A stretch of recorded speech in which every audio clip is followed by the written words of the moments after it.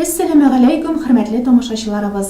Uzgan yılın 2 dekabrinde Qozonda Tatariston musulmonlari diniy nazoratining Shirotdagi prezident o'tirishida 2019 yilni tafsir yili G'ob tilqavani Qur'on deb e'lon etilgan qaror chiqarildi. Bu haqda biz bugun Nurlat rayoni muhtasibi Noil Hazrat Abilxonov bilan suhbat qildik. Noil Hazrat, aytingizali, tafsir so'zi narsani anglatadi? Bismillahirrahmanirrahim. Alhamdulillahi rabbil alamin. Wassalatu wassalamu ala nabiyyina Muhammad wa ala alihi wa ashabihi ecma'in. Qur'on tafsiri u Qur'onning anglatmavi degan so'z. Tafsir anglatu degan so'z. Ya'ni bir aybirini anglata turgan anglatamiz ekan, masalan, ul tafsir qilamiz degan so'z. Mana shulay etib Qur'on Karim ma'nolarini anglata turgan kitoblar tafsir kitoblari deb aytiladi. Ham ularni yozgan kishilar mufassir deb ataladi. Mufassir ul g'alim qaysi tafsirni yozgan. Shulay etib endi hozirgi vaqtda shul tafsirlar yili deb e'lon etilgan yil, ul shul tafsirlarni, shul kitoblarni o'rganib, ham shul g'alimlarni kim nindi tafsirini yozgan, shul g'alimlarni, ularning tarixlarini, ularning ishlangan ishlarini, yozilgan kitoblarini o'rganib demak. Ne sebeple og'imdagi yil Tatariston diniy nazorati tomonidan tafsir yili deb e'lon etildi? Tafsir yili chunki Qur'on tafsiri ul bigrak ahamiyatli aybir dinda, shariatda. Bizning tub kitobimiz bitinda negizimiz shariat negizi, musulmon kishining turmushining negizi ul Qur'on. Lekin Qur'on Karimni anglavi ul boshqa bir aybir. Biz bilamiz, turli yo'nalishlar, ag'imlar bor bitinda. Qay bir ag'imlarda qay bir oyatlarni Qur'on Karimda bo'lgan suralarni durs etib anglamavchilik da bor. Shu sababli haq yo'lni bildirir uchun, durs tafsirlarni ko'rsatar uchun ham bizning g'alimlarimizning meroslarini ko'tarir uchun, shuning uchun shul yilda Qur'on tafsirlarini ko'proq bosim bo'lacak inshaalloh. Aytingizali, 50 yil qissalarında Tatariston diniy nazorati tomonidan shu hisobdan Nurlat muhtasibatida nendek ishlar boshqaruv planlashtiriladi? Bizning Nurlat rayon ko'lamida endi Qur'on Karim tafsirlarini bag'ishlangan kurslar o'tashak inshaalloh. Ya'ni bizning islom o'zagida, madrasamizda Qur'on Karim tafsirlarına bag'ishlangan maxsus bir kurslar o'tashak. Yani nindi tafsirlar bor, qaysilari qabul etila turgan tafsirlar, qaysilari eng mashhur bo'lgan, eng taniqli bo'lgan islom dunyosida eng avtoritet bo'lgan tafsirlarni sanab chiqarga, siylarga, ularni yozgan kishilar turында, ularning kim muallifi, kim avtori demak, butunisini shuning turында kishilarga siylarga. Ham rayon ko'lamida endi, rayon avullarında аңа қағылған Алла берсе шаралар узачак. Bu kış gününe tügül bitinde Алла берсе yıl devamında kilesi 2020 yılga xatlı inşallah şunda qatırak basım yasayacak biz Алла берсе jaygi kanikul vaqtlarında da балаларга кагылган Алла берсе нелер битинде yaşa безнең гадәттә курслар, җәйге курслар балаларга. Шунда да иншалла аңлатачакбыз. Һәм гомумән тәфсиргә кагылган ярышлар, тәфсиргә кагылган бәйгеләр үтәчәк иншалла. Ул нинди шәкелдә була битинде. Qur'on Karim мәсәлән анда сураларга бүленгән битинде. Кайбер сураларны алып, аларның тәфсирләрен кем яхшырак өйрәнгән, кем әйбәтрәк сөйли ала, Кул хуаллаху ахад, Аллахус самад дигән сураның аның нинди мәгънәсе бар? Кул хуаллаху ахад нәрсә димәк? Аллахус самад, ас-самад дигән сүзе ни димәк? Лам ялид ва лам юлад, аның нинди мәгънәсе? Ва лам якун лаху куфуан ахад, аның нинди мәгънәсе? Ягъни шул формада иншалла күбрәк аңлатмаулар булачак иншалла. Һәм шул бәйгеләр вакытында, балаларга тәрбия биргән вакытында аның турында күбрәк сөйләшәкбез иншалла. Һәм инде шул елның ахырында Алла бирсә нәтиҗәләр булыр, Алла бирсә, һәм шул ярышларыбызны, бәйгеләребезне үткәреп, иншалла балаларга да, зурларга да инде шул нидән Алла бирсә нәтиҗәләр, шул бәйгеләрнең, ярышларның нәтиҗәләре белән бүләкләр бирербез, Алла бирсә. Ул инде кабат әйтәм, безнең мәдрәсәбездә генә түгел, ул бөтен район күләмендә узачак чаралар, Алла бирсә. Әлеге теманы дәвам итеп Коръән тәфсирләре турында җентекләбрәк сөйләсәгез иде. Алар нинди телләрдә нәшер ителгән? Коръән тәфсирләре бик күп. Пәйгамбер саллаллаху алейхи ва салламга Коръән аятләре инде, һәм ул үзе аларны аңлатып бирә иде сахабаларына. Аңлатып бирә иде аятларның мәгънәләрен, сураларның гомуми мәгънәләрен әйтеп бирә иде. Һәм сахабалар Пәйгамбер саллаллаху алейхи ва салламның вафатыннан соң үз укучыларына, табигиннарга аңлата иделәр. Пәйгамбер саллаллаху алейхи ва салламның сүзләрен җиткерә иделәр. Һәм алардан соң килгән буыннар шул сүзләрне, хадисләрне, нинди дә булса сураның мәсәлән кай вакытта ингәнен, аның әсбабун нузул, ягъни аның иңүнең сәбәпләрен аңлатып бирә иделәр. Ул Мәккәдә ингән, мәсәлән, ул Мәдинәдә ингән, Мәккә вакытында ингән сүрәләр Мәккия дип атала, ягъни Мәккәдә сураты Мәккия, Мәккәдә ингән сура, Мәдинәдә ингән суралар Мәдәния, ягъни Мәдинәдә ингән суралар. Без беләбез, ислам беренче җыллары бит Пәйгамбер саллаллаху алейхи ва саллям вакыт яшәгән тормышы ике өлешкә бүленә. Мәккәдә яшәгән чоры һәм Мәккәдән Мәдинәгә күчкән вакыты, күчкәннән соң. Менә шул ике төп өлеш бит инде. Шул күчкән вакыты һиҗра дип атала. Шуннан ислам тәкъвиме әлегә көнгә хәтле бара. Шул күчкән ел, шуннан соң иң беренче ел дип санала бит инде.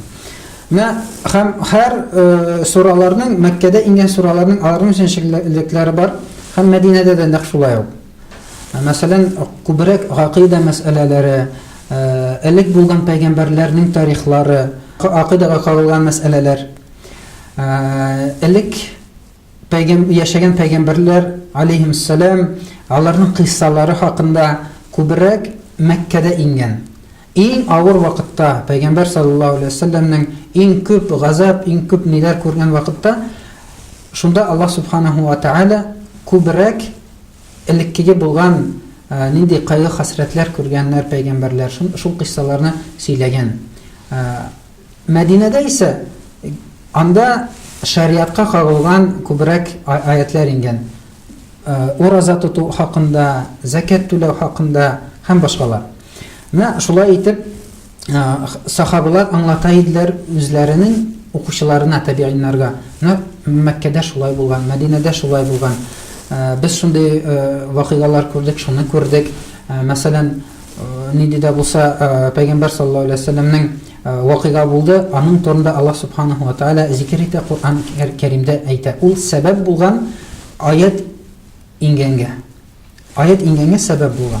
Һәм сахабалар да шулай итеп аңлата иделәр табигиннарга. Табигиннар аннан соң белгән шул мәгълүматларны битне тапшыра иделәр, алардан соң килгән буынга табигиннар дип атала. Һәм шулай итеп ул буыннан буынга барган шул мәгълүматлар. Һәм беренче буыннардан ук, исламның беренче еллардан ук галимнәр шул мәгълүматларны туплый башладылар китапларга. Ягъни һәр Коръән Кәримдә булган сураны Пәйгамбер саллаллаху алейхи ва салламга иң беренче ингән сура аятлары ул Галак сурасы иде. Ул 96-нчы Коръән Кәримдә әлеге тәртип белән 96-нчы сура. Ләкин ислам тарихында ул иң беренчесе иде. Пәйгамбер саллаллаху алейхи ва саллам Мәккәдә яшәгәндә аның бер гадәте бар иде, ул ярата иде Мәккәдән тыш бер тауга менеп анда калырга. Шул тауның анда бер тишегендә, нинде калып, Аллаһ Тәгаләгә гыйбадәт кыла иде. Әле ул пәйгамбер булганчы. Һәм шул вакытта Аллаһ субханаһу ва тааля аңа Җәбраил алейхиссалам фәрештәне җибәрә. Җәбраил алейхиссалам ул Аллаһ Тәгаләнең иң бөек, иң зур, иң ихтирамлы фәрештә. Махсус яратылган Аллаһ Тәгалә белән пәйгамбәрләр арасында элемтә тотар өчен. Ягъни Аллаһ Тәгаләнең сүзләрен кешеләргә җиткезер өчен. Җәбраил алейхиссалам шуның хәтле зур фәрештә, ул бөтен күкләрне, бөтен җирләрне каплап, пәйгамбәр алейхиссалату вассалам янына килеп, аңа әйткән иқра, ягъни укы. Каты итеп әйткән иқра. Пәйгамбәр саллаллаһу алейһи ва саллям шуның хәтле аның исе китте, курыкты. Ягъни менә шул торган урында тик торыштан дигән күбрәк. Монда ниндидер Аллаһ Тәгаләнең бер мәхлугы килә дә сиңа әйтә иқра. Пәйгамбәр саллаллаһу алейһи ва саллям әйтә: "Ма ана биқари", мин укый белмим. Чөнки ул вакытта кешеләр күбесенчә укый белмиделәр. Мин укый белмим ди. Ул тагын бер тапкыр әйтә: "Иқра", укы. Пәйгамбәр саллаллаһу алейһи ва саллям тагын бер тапкыр әйтә: "Ма ана биқари", мин укый белмим. Мин укучы түгел. Ул әйтә тагын бер тапкыр: "Иқра бисми раббикаллази халак, халакал инсана мин алак, иқра ва раббукал акрам аллази аллама билкалам, алламал инсана ма лам я'лам". Шул аятлар иң беренче аятлар булып санала ислам тарихында. Аның мәгънәсе: "И Мухаммад алейхиссалам, Куранны укы, һәр нәрсәне халык кылучы Раббың исеме илә". Ул халык кылды, ягъни яратты, кешене оешкан каннан. Укылган, укыгыл, синең Раббың Аллаһ бик хөрмәтле ва юмарттыр. Ул Аллаһ кәлам белән язуны өйрәтте, кешегә белмәгән нәрсәләрне өйрәтте. Шундый мәгънәдә. Һәм шул аятлар белән ислам тарихы башланды. Шул аятлар белән. Һәм карагыз, иң беренче ингән аят һәм Аллаһ Тәгаләнең иң беренче әмере иқра, укы дигән. Ул әлегә хәтле безгә кагыла торган әйбер. Шуның өчен безнең мәдрәсәләр төзелә, шуның өчен безнең мәчетләр эшләп килә. Шул Аллаһ Тәгаләдән килгән мәгълүматларны кешеләргә җиткезер өчен. Ягъни Аллаһ Тәгаләнең әмере бар укырга, гыйлем алырга. Ул шариат гыйлеме, ул дөнья гыйлеме дә, бөтен гыйлем шунда керә. Һәм хусусан инде әлбәттә шариат гыйлеме. Менә безнең мәдрәсә ислам үзәге эшләп килә, без монда курслар алып барабыз, кешеләрне өйрәтәбез Аллаһ Тәгаләнең диненә. Ягъни аның нинди әмерләре булган, ул нәрсә тели кешеләрдән, кешенең мәгънәсе, нинди мәгънәсе, бу дөньяда яшәүнең аның нинди мәгънәсе бар. Пәйгамбәр саллаллаһу алейһи ва саллям шул сүзләрне әйтеп, шул аятлар иңеп, ислам тарихы башланды да Пәйгамбәр саллаллаһу алейһи ва саллям үзе куркып качып китте. Һәм игә хәтле җитеп, шул аятларны сөйли башлады һәм иң беренче анардан кабул иткән исламны аның хатыны Хадиҗа анабыз булды. Шул тупланган мәгълүмат Куранны аңлата торган ул тәфсир дип атала башлады. Тәфсир. Тәфсирләр әлбәттә алар бик күп. Тәфсирләр бик күп. Бик күп галимнәр тәфсиргә бик каты басым ясадылар. Куранны ничек аңлатырга? Ягъни Куранны аңлата иделәр, мәсәлән, бер аятны икенче аят белән шулай чагыштырып аңлата иделәр. Аятларны башка бер хадисләр белән, Пәйгамбәр саллаллаһу алейһи ва саллямның сүзләре белән аңлата иделәр. Сахабаларның тормышлары белән, аларның тормышларында булган вакыйгалар белән, аларның аңлаулары белән аңлата иделәр. Һәм әйткәнемчә, тәфсирләр бик күп. Инде безнең арабызда татарлар арасында иң таралган бүгенге көндә тәфсир Нуъмани дип атала инде, әйтергә ярый. Ул һәр мәчеттә, һәр өйдә бар диярлек. Алар бик күп бастырылган. Ул безнең галимнәребез язган тәфсир. Анда Кур'ан Кәрим аятлары ул кыска тәфсир. Ягъни Кур'ан Кәрим аятлары тулысынча тәрҗемә ителми, ләкин һәр аятның аңлатмасы бар. Ягъни сүздән сүз тәрҗемәсе түгел, ләкин аятның гомуми мәгънәсе кыскача гына гомуми мәгънәсе дип языла иде. Бөтен ислам гыйлеме, шариат гыйлеме, ул фақат гарәп телендә генә була. Һәм инде хусусан тәфсиргә кагыла. Ник дисәгез, чөнки Кур'ан Кәрим ул гарәп телендә генә укыла. Кур'ан Кәримне, мәсәлән, намазда без укыйбыз бит Кур'ан аятларын. Альхамдулиллахи раббил алямин. Ул бөтенесе Суратул Фатиха ул Кураннан алынган аятлар, суралар. Аны без гарәпчә генә укыйбыз. Һәм хәтта гади ширахта да Куранны тулысынча савабын алыр өчен аны гарәпчә генә укырга кирәк, гарәп хәрефләре белән. Хәтта кеше аңламаса да савабын алыр өчен гарәп хәрефләре белән, гарәп теле белән укырга кирәк. Өйрәнергә кирәк. Ул авыр түгел. Мәгънәсен белер өчен инде әлбәттә татарчага тәрҗемәсен карарга була, башка телләргә тәрҗемәсен карарга була. Һәм инде иң бийек, иң зур, иң танылган тәфсирләр алар бөтенесе гарәп телендә язылган. Бүтән борынгы булган галимнәр нинди милләттән булсалар да, төп гарәпләр булсалар да, исламга кергән фарсылар булсалар да, төрки халыклардан булсалар да, бөтенесе гарәп телендә генә яза иделәр тәфсирләрне. Өйдә мөселман кардәшләребезнең күпчелегендә Коръән тәфсирләре бардыр. Ораларында бик борынгы китаплар да юк түгелдер. Изге китапка аңлатма бирүче әлеге басмаларга мөнәсәбәт тә үзгә булырга тиештер. Шулаймы? Айя, альхамдулилlah, безнең ата-бабаларыбыз элек-электән Коръән Кәримгә бик катып басым ясап, аны хәтта иң беренче дөньяда иң беренче Коръәнне бастырган халык ул татарлар булган. Ягъни Коръән Кәримне элек кул белән яза иделәр бит инде. Бүтән китапларны элек кул белән яза иделәр. Хәтта Коръән Кәримне дә кул белән яза иделәр. Һәм бер кул белән язган Коръән ул мусхаф дип атала иде. Хәзер дә ул сүз кулланыла. Мусхаф.